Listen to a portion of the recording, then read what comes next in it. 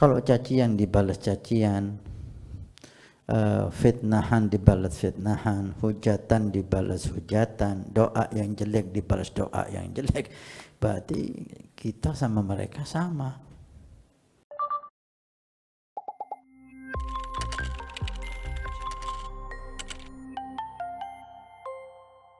Kali ini datangnya dari Fuad Saifullah dari Probolinggo. Assalamualaikum warahmatullahi wabarakatuh. Semoga Habib Hasan dan keluarga selalu dalam lindungan Allah dan kasih sayang Allah beserta semua kru TV Al-Wafatarim. Dan pertanyaannya, bagaimana sikap kita di zaman fitnah ini, di mana ada beberapa YouTuber postingannya mencaci ulama, alasannya ingin mengkritisi ulama yang tidak sepemahaman dengannya. Namun dia sendiri tidak begitu paham dengan agama. Isi postingannya menampilkan potongan video ulama kemudian dikritisi. Postingan itu lewat di beranda Instagram atau YouTube. Mendengar penjelasan tidak sopan banget kepada ulama, bahkan Habib Umar juga dicaci di postingannya. Bagaimana sikap kita? Apakah boleh berkomentar di postingannya atau seperti apa? Lihat sekilas videonya karena lewat di beranda bikin hati jengkel. Terima kasih atas nasihat dan jawabannya Habib. Allah yusallimna wa iyyakum min jami'il fitan. Mudah-mudahan Allah selamatkan kita dan orang-orang yang kita cintai dari segala bentuk fitnah.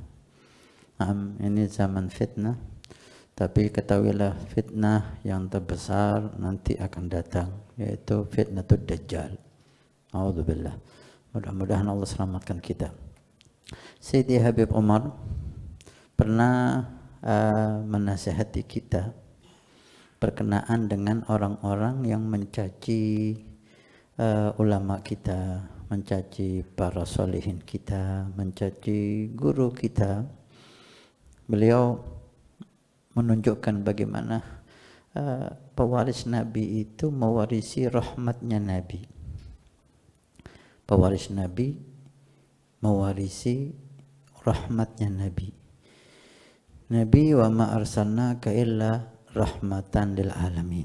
Tidak kami mengutus kamu wahai Muhammad kecuali sebagai rahmat Allah Subhanahu wa taala. Bagaimana kisah Nabi sallallahu alaihi wasallam dengan orang yang mencaci beliau?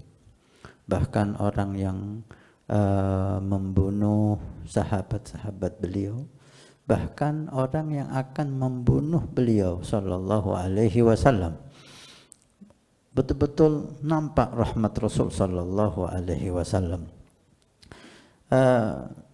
Berapa kali Nabi akan dibunuh oleh seseorang, bahkan orang tersebut didoakan hidayah oleh Nabi, keturunannya didoakan hidayah. Bahkan dikisahkan kisah yang masyhur, ada salah satu musyrikin yang pura-pura masuk Islam, tujuannya untuk membunuh Nabi sallallahu alaihi wasallam. Maka dia ikut tawaf dengan Nabi dan para sahabat. Di badannya, di bajunya ada pisau yang ketika Nabi lengah, lalai, langsung dia akan tusuk dari belakang. Dan dia berjalan di belakang Nabi Muhammad persis. Sahabat nggak ada yang curiga, dipikir tawaf seperti yang lain. Nabi sallallahu alaihi wasallam dijaga oleh Allah.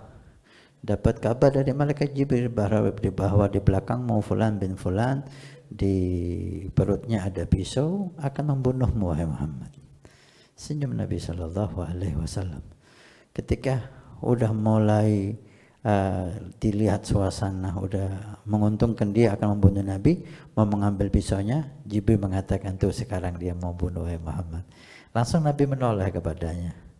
Ya fulan, ditegur dengan senyuman. Oh, orang yang membunuh ditegur dengan senyum. Ya fulan, ma tuhaddits bihi nafsuk. Kamu ingin apa? Kamu mau apa? Kamu sedang apa? Qala ya Muhammad, ya Rasulullah, ana lagi dzikir. Ana lagi dzikir. Senyum Nabi Muhammad. Ya. tawaf lagi.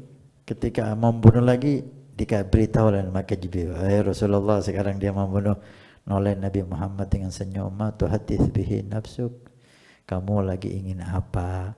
Kamu lagi ngerencanain apa? La ya Rasulullah. Sampai 3 kali. Ini orang membunuh nih. Dan Nabi tahu. Dipeganglah. Setelah yang ketiga, dipegang dada orang tersebut. Didoakan oleh Nabi Muhammad.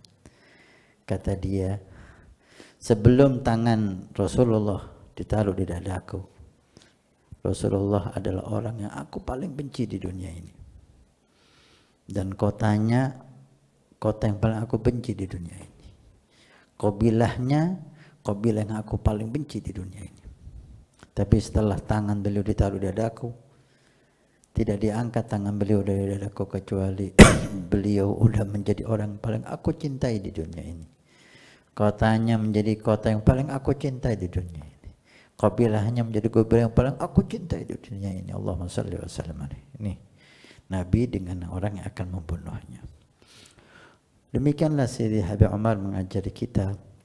Beliau mengatakan, rahmat yang ada di hati kita akan nampak, akan terbukti bahwa kita ini punya warisan rahmat dari Nabi. Ketika kapan? Ketika ada orang yang mencaci kita. Ketika ada orang yang mencaci daurah kita, kata beliau. Manhaj kita, ulama kita. Ketika orang yang mencaci guru kita. Maka barulah akan nampak di hati kita ini ada rahmat yang kita warisi dari Nabi atau enggak. Kalau cacian dibalas cacian, fitnahan dibalas fitnahan, hujatan dibalas hujatan, doa yang jelek dibalas doa yang jelek, berarti kita sama mereka sama. Tapi bukti bahwa di hati kita ada rahmat bagi umat Nabi Sallallahu Alaihi Wasallam, kata Sayyidi Abi Umar, mestinya yang kita lakukan, kita mendoakan dia, kasihan dia. Berbicara dengan kalimat yang dia tidak faham akibat kalimat itu. Dia tidak memahami, tidak menyadari alangkah bahayanya kalimat yang dia ucapkan itu. Mencaci para salihin, mencaci para aulia.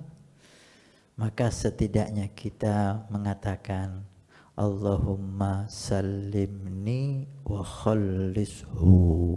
Ini kalimat dari Sayyidi Abi Umar. Ya Allah, selamatkan aku dari fitnah ini. Ini fitnah mencaci ulama salihin, apalagi memfitnah mereka dengan rekayasa, mengambil cuplikan-cuplikan, apalagi dengan meniru ucapan yang tidak beliau ucapkan. Ini bukan hanya kemauan dia, ini juga di atasnya takdir jelek dari Allah untuknya. Maka ya Rabb salimni, selamatkan aku dari fitnah ini, karena fitnah itu bisa menimpa kita kalau Allah mau. Kemudian wa khallishu, bebaskan dia ya Rabb, kasihan dia. Inilah kalimat yang perlu kita ucapkan bagi orang-orang yang seperti itu. Allahumma salimni wa khallishu. Rahmat kepada umat. Tentang apakah kita perlu menjawab? Jika Anda lihat jawaban Anda itu sebagai bentuk dakwah atau nahi mungkar dengan bahasa yang indah, silahkan. Tapi ingat, pakai bahasa yang indah, pakai ilmu, ya. Jangan pakai perasaan. Jangan pakai perasaan. Anda tahu ilmunya, maka tampakkan ilmu Anda. Jawab dengan ilmu dan bahasa yang indah. Supaya mereka juga ada yang mengkonter. Ya. Kalau tidak ada yang mengkonter juga, dia akan semakin sombong. Dan dikhawatirkan orang-orang bodoh yang tidak memahami juga akan tertipu dengan fitnahan dia. Counter, kalau memang Anda potensi dalam counternya, Anda punya ilmunya, Anda punya jawabannya, counter dengan ilmu, dengan dalil. bukan dengan perasaan, bukan dengan cacian, bukan dengan membela tanpa dasar. Nah, orang semacam ini perlu kita beritahu kebodohannya, perlu kita beritahu kesalahannya. Menurut agama Nabi Shallallahu Alaihi Wasallam secukupnya, tanpa ada cacian, tanpa ada cemoohan, itu pun dengan niat yang baik. Kalau tidak, Anda lewatin udah.